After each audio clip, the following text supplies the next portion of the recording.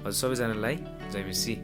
मेरो नाम अनिल सन्यासी अनि यो आउने 31 गते हजुरहरूको समक्ष एएस स्टुडियो युट्युब च्यानलबाट एउटा गीतलाई प्रस्तुत गर्न गइरहेको छु जसको शीर्षक छ सर्वशक्तिमान।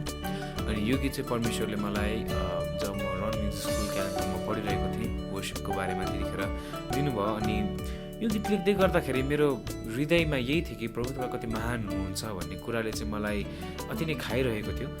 अनि कि उहाँको सर्वभौमिकता, उहाँ यति महान परमेश्वर। जब हामी तपाईँ अनि म कुनै परीक्षामा हुन्छौँ, जब हामीलाई जीवनको यो दौडमा हाम्रो आफ्नो आफ्नो परिस्थितिमा अन्यलमा हुन्छौँ, हामीलाई विश्वास गर्न गाह्रो पर्दै गर्दाखेरि परमेश्वरले तब पनि भन्नुहुन्छ कि म चाहिँ सबैभन्दा महान हुँ। र उहाँलाई हेर्दै गर्दाखेरि हाम्रो परीक्षाहरू, हाम्रो आपसको मान्छेहरू, हामीले मन नपराएको थोकहरू यति सानो लाग्न थाल्छ कि हामी उनीहरूलाई चाहिँ प्रेम, उनीहरूलाई चाहिँ हामी अगाडि गएर फेस गर्न सक्छौँ। अनि यो गीतले पनि त्यही भनेको छ कि डाँडा काँडा भन्छन् चौतारी, खोला नाला झरझर झर्ना हरेक कुराले चाहिँ परमेश्वरको नाउँलाई पुकार्दछ। अनि तपाईँ अनि उहाँको सृष्टिले चाहिँ झन् कति अधिक मात्रामा उहाँलाई पुकार्नु पर्ने भन्ने कुरा चाहिँ यो गीतले बोकिरहेको छ है।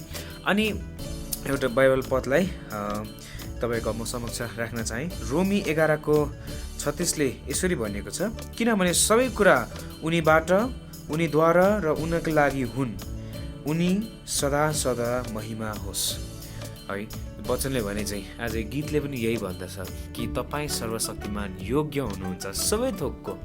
अनि म यो कुरालाई विश्वास गर्दछु कि तपाईँले गीत सुन्दै गर्दाखेरि यो गीतले हजुरहरूको जीवनमा अझै त्यो विश्वासको नयाँ आयामलाई ल्याउनेछ। अझै त्यो परमेश्वरप्रति त्यो भोक, त्यो प्यास, उहाँलाई चिन्ने, उहाँको प्रेम अनि उहाँको अनुग्रहले मात्रै हाम्रो जीवन अनुभव त उहाँको सर्वभौमिकता, उहाँ यति महान परमेश्वर हुनुहुन्छ, उहाँको लागि केही असम्भव छैन भन्ने कुरालाई चाहिँ यो भजनले हजुरहरूको माझमा प्रस्तुत गरिरहेको छ।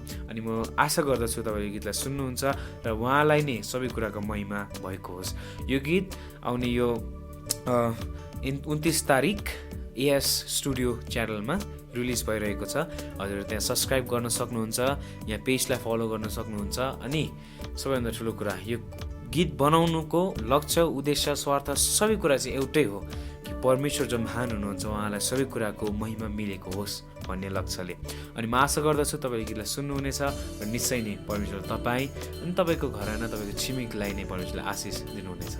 जय मसीह।